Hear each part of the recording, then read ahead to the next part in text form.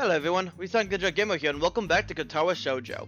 Last time, we hit the night with Lilly, Hanako, and Akira. We played some pool with Hanako and now the next day has passed. And fun fact, this is where we left off. I saved on a black screen, but if I load it, it just takes us right here. Right then, are you taking the bus with Lilly? Lilly motions to a large suitcase standing beside her. I'll have to take this with me, so I've booked a taxi. It'll meet us at the school gates in about 5 minutes. I see. Lilly reaches down and feels for the handle of her suitcase. Its weight causes her some difficulty, so I quickly offer to take it myself. That is awfully kind of you, Hisao. She has no qualms about accepting, and I end up picking it up. It's not what I'd call light, but it's not exactly heavy either. I don't think I'll have too much trouble carrying it. Well, thank you then. We should hurry though. If the taxi leaves, then it'll take quite a while to book a new one. Are you ready, Hanako? Yeah, let's go. We rush to the gate as fast as we can, only to find out that the taxi has yet to arrive. Well, nothing like a bit of exercise in the morning. The nurse told me that I should be doing that. I think he probably had other things in mind, Hisao. Probably with more regularity. Do you intend to be helping people with their luggage every day? Why not? I can make a business out of it. I guess not. Looks like we got a bit to wait anyway. How long should we wait for the taxi before calling them again? I would say another 10 minutes, but they never let me down before. That's probably just a little traffic. Okay then. So how long is the flight to Scotland? About 16 hours if I remember correctly. It's a bit hard to tell with the changing time zones. So long. It's now that I realize Hanako has been unusually quiet, even for her. She doesn't handle stress well, so she's looking really uptight. Yeah, I can't imagine being on a plane for that long. Neither can I, but to be fair, planes are oddly relaxing in my opinion. Only ever flown on a short family holiday up north, so it really is quite hard to fathom. Hanako spent so much of her childhood at an orphanage, she probably traveled very little, let alone flown. Yeah, no, my trips to Disney World has always been a pleasure. And when I say that, I mean like the flights. Even if I had someone that was motion sick right next to me. That was not pleasant, but somehow I was able to sleep through it. Anyways, it's not too bad. I'll spend most of it either asleep or catching up on my English. I hardly use that here, so I need to refamiliarize myself with it a little. Will your accent be a problem? I wouldn't worry about that too much. It may be an issue initially, but I should be fine once I get used to it. We all moved to sit down on a small bench beside the school gate in silence. Strangely enough, even though I know that Lily's going away, I can't think of anything to say to her.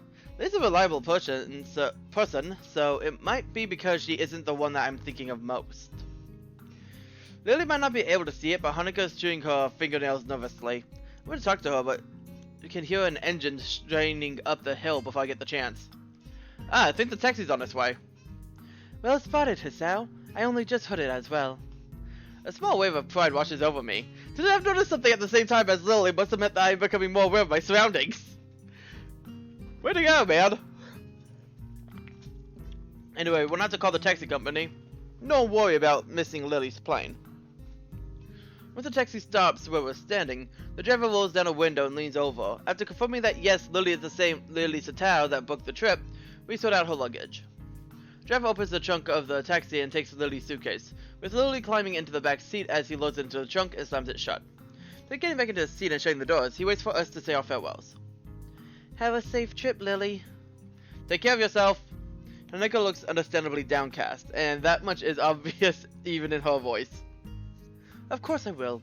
I'll be back before long, don't worry. There will still be another person for you here too, won't there, Hisao? Yeah, of course. I turn and smile to Hanako, putting my hand on her shoulder.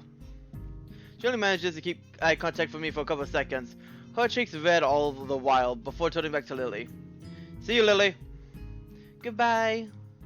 Lily gives her farewells to the both of us with a fair measure of reluctance. Without further ado, the driver starts the engine once more and they begin the journey down the hill, towards the airport. So we didn't decide to go with her. Okay. The two of us stand at the gates for a long time, even after they disappeared from sight, not really knowing what to do. So, what do you want to do? I don't know.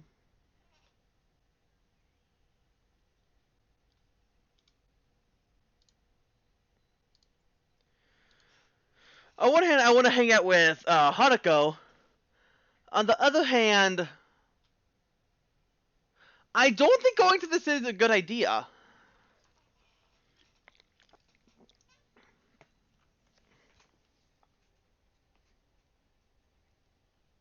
Because on one hand, I need to think of this through. Because on one hand, if I go to the city, there's a lot of people there. Hanako still doesn't deal well with strangers. How about if we call it a day, that might let us go our separate ways, and really shouldn't leave her alone. I'm gonna see what happens if I say, how about we call it a day?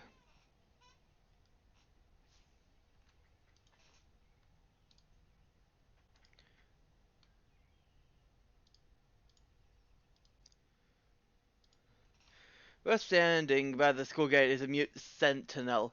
There's a strange idea in my mind. Do you want to head to the town and look for a bookshop or something? We have the rest of the day free.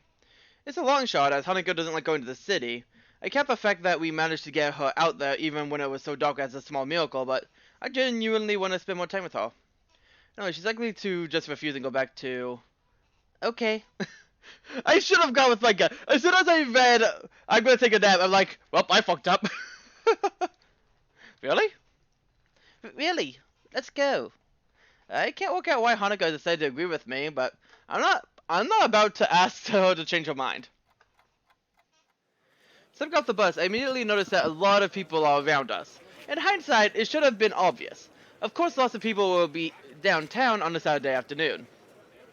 Hanako retreats close to my side, and I can feel her hand clutching my arm tightly. Her body is held against mine, and her head is bowed so low that her hat hides most of her scarring. So, where shall we go? Bookshop? Hanako's present and my other general living expenses have been pretty draining on my budget, but I should be able to afford a few books. It's something I try to reserve a few funds for anyway. For a second, I think Hanako didn't hear me, but then I looked over my side and noticed her nodding almost imperceptibly. Okay, do you know of one? Actually, I do. We passed a few when Lilly and I were looking for your presents. Hanko's expression clouds a fraction. Got to remember to stop bringing up her birthday. You both spent a lot of time? Maybe I misjudged the situation. We wanted to make sure we got you the right present after all. Hanako smiles and blushes a little bit. It's a small treasure when she does. Anyway, there should be a bookshop just up ahead. Do you want to check it out? Sure.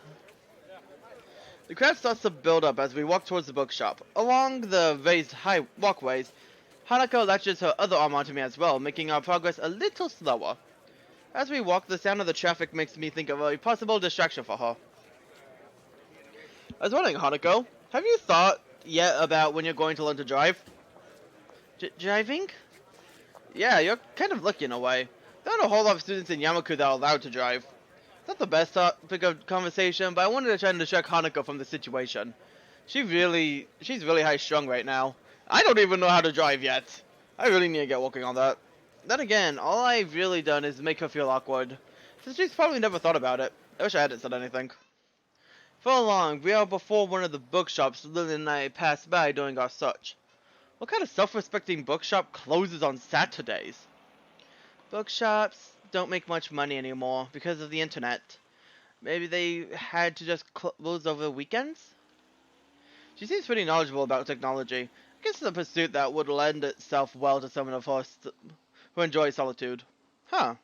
Guess that makes sense. It's easier to find books online. Anyway, it looks like the idea is shot. Anything else you'd like to do? If it's not a bother, could you show me where you bought my presents? Sure, no problem. It's not far from here.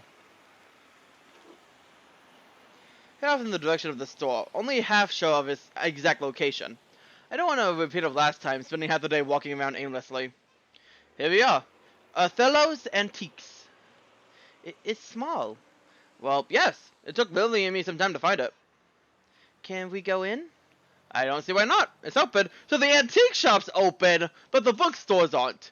Okay. Hanako pushes through the door and enters before me. Once again, the store is empty, save for the store owner. His face drops a little when he sees me.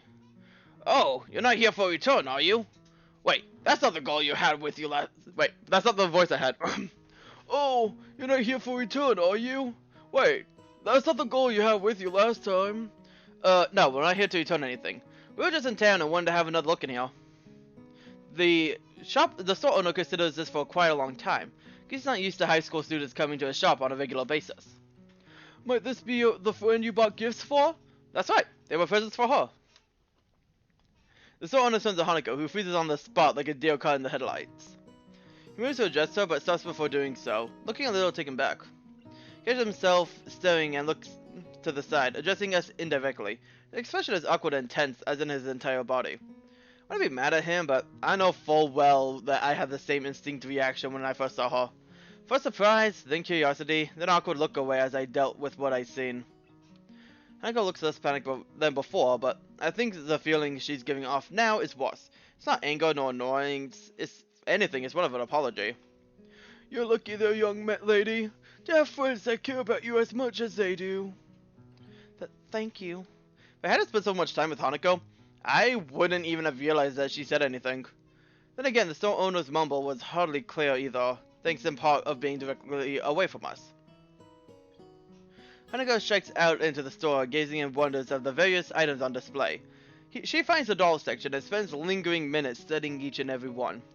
The side of Hanako I've only barely been introduced to. I was astonished when Lilly said she liked dolls, and even more so to find her collection sitting on her dresser. She looks a little better now that she's ejected and out of the store owner's sight, but is still quite put off by the whole experience. I might have my own problems, but I never had strangers react to me like that, as if I was something completely alien to them. This is a nice shop. Yeah, it's not what I expected. Do you wanna buy something? I didn't bring any money. Well, we can always come again. Now that I know where to find it, that is. We can? Of course. We come here as often as you like. Thank you. You don't have to thank me. I almost forgot where this place was. I don't really think either of us completely believes in what we're saying, but rather we're just repeating what we think we should say. Can we go back to school now? Sure thing. Let's go. As we leave for the bus stop, I see the store owner peek through the curtain at the back of the shop. Not really sure what the glance he gives to her says. It feels a bit weird, and the fact that Hanako didn't see it is both a relief and a bit frustrating. Shopkeeper. Hanako and I stop walking once we reach the concrete area between the dormitory buildings. There was barely a word said between us on the way back from the city. Well then, goodbye. Do you want to have tea or something? How about a game? Hanako shakes her head embarrassingly. I'm tired. Maybe later? I got homework. She's a little depressed. Hanako obviously doesn't want to do more, but I suppose she would have a bit of school work to catch up on. She missed a few days of lessons. Homework. Thanks for reminding me. I got stuff to do as well. Guess I'll see you tomorrow. See you, Hisao.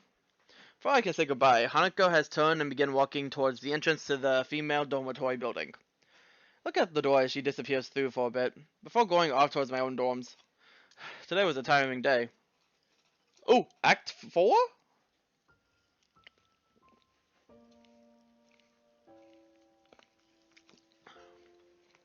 Scars.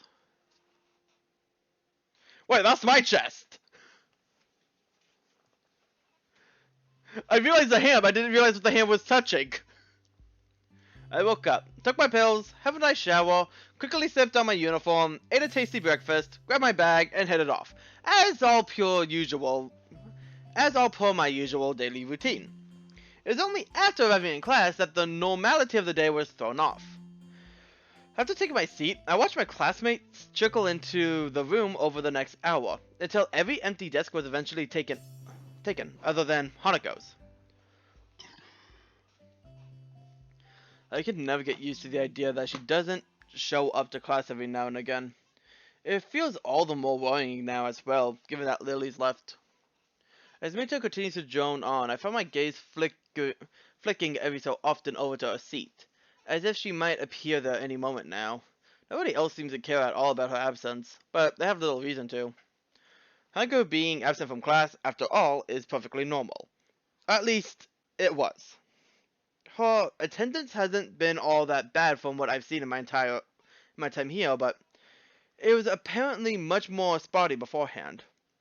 This is almost an ominous time for her to be gone.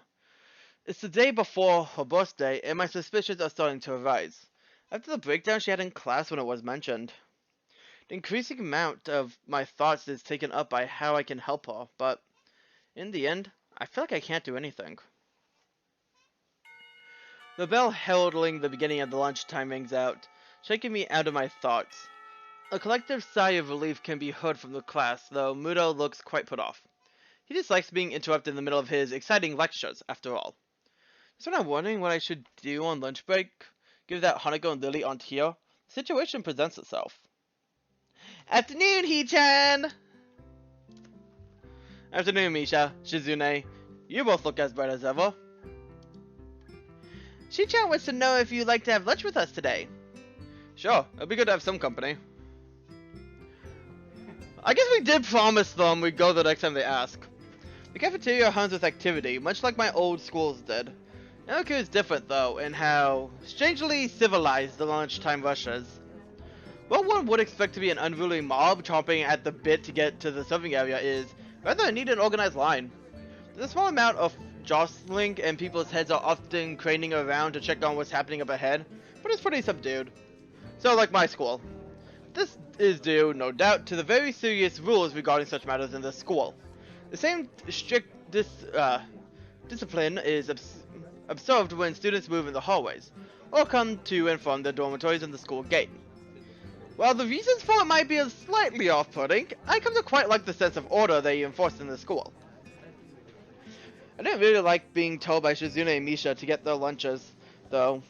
I feel a little used as I take a seat at the table where they're sitting, plugging their food down in front of them. Sweet bread and strawberry milk for Misha, a bowl of ramen and juice for Shizune. I heave a sigh of relief as I put it all down. Another significant difficulty I had carrying it all in addition to my own lunch. Thank you! Misha clasps her hands together before popping open the wrapping and digging into her bread ravenously. Shizune simply gives an appreciative nod before giving her steaming ramen a stir and blowing on it a little to cool it down. I open my own lunch, another packet of sweet bread, and I take a bite before washing it down with some juice. The bread is very sweet, so much of that I end up forcing myself to stomach it just to get the experience over with. Midway though, I decide to take a break from the difficult task and ask what's on my mind. So, I'm guessing you two had a reason to drag me down here? You two seem to always have an ulterior motive after all. What are you saying, Freefon?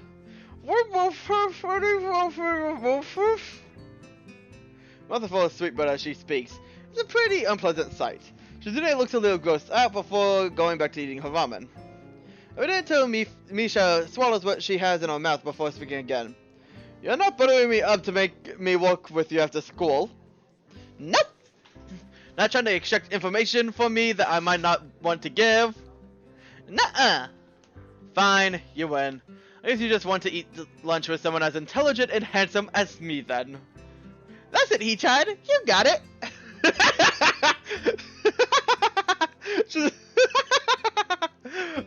Shizune looks unimpressed as Misha finishes signing our conversation, and sucks in the last of a long noodle as she sighs her own thoughts. Shisan says you shouldn't be so suspicious of us. She's just doing her duty as a class representative after all. What duty is that? How is she or are you doing that? As much as I hate to admit it, it looks like as if I still have trouble communicating with Shizune.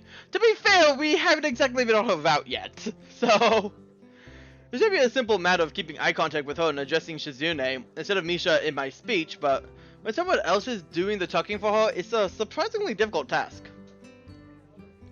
It's the class representative job to ensure everyone's doing alright in class, isn't it?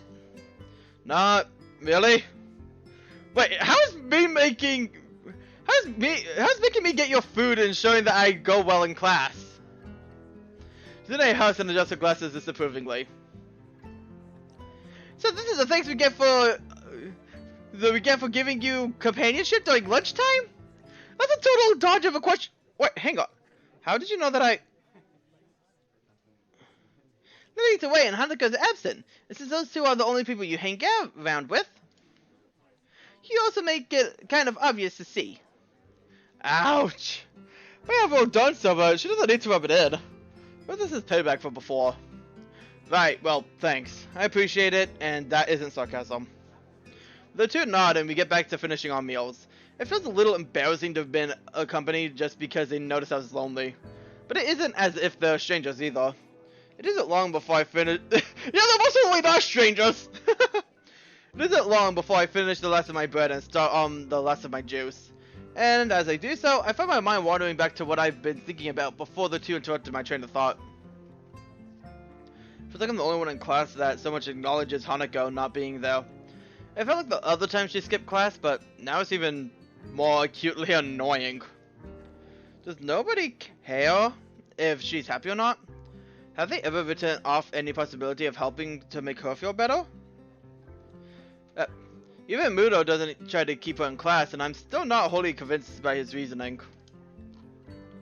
Hey, Hichan, is your juice past its expiration date? What? You're putting a weird face like this. As if it was needed, Misha mimics my own expression. Her exaggeration makes me grimace, though. So I'm just talking about something. Makes me grimace, though Shizune at least takes some amusement from it. I was just thinking about Hanako. Oh? Misha's interest is piqued, and so is Shizune's once my words are interpreted to her. I'm just worried about her being absent so often, especially now though that with her birthday coming around. Most of that incident in class are still fresh in their minds. Their faces alone are telling that much. Do you know anything about Hanako? Anything that might help? Misha shrugs and looks at Shizune, who mulls on this for a while. The only people she's ever talked to for more than a sentence or two are you and Lilly. Shizune may not be able to convey Lily's name in a derisive tone of speech, but further of it's coming through in her sign language. The effect is lost, however, at Misha's interpretation. There are a couple of things that we know about Hanako as student council members, thanks to the records that pass through our hands, but we can't say anything about what's in them. Understandable. Sounds a lot like the nurse's patient confidentiality. Every time I find someone that knows something about Hanako's past, it turns up being a dead end. The only way I'll ever find out is by asking her. I don't know if she'll let me know such things, but if it's for her sake, I have to at least try. Don't worry about it, Hichan. It happens every year, after all. That doesn't remove my sense of worry at all. I still feel a little at fault for what happened in class, but this feels like it goes further, even without the confirmation of the fact. Misha notes my troubled expression, her own usual happy reassuring face dropping. Everyone has problems they have to deal with, right, Hichan? Yeah. I just wish I could help Hanako more with hers. That the conversation trails off on a depressing note. Eventually, Misha manages to pick the mood back up through her usual bright and bubbly antics. But mine remains focused on Hanako. I'll go check on her later. And that's gonna be all for this time. Hope you enjoy. This is the reason I'm the Jug Gamer. I hope you enjoy the series so far, and hope to see all you guys again next time. See you guys then.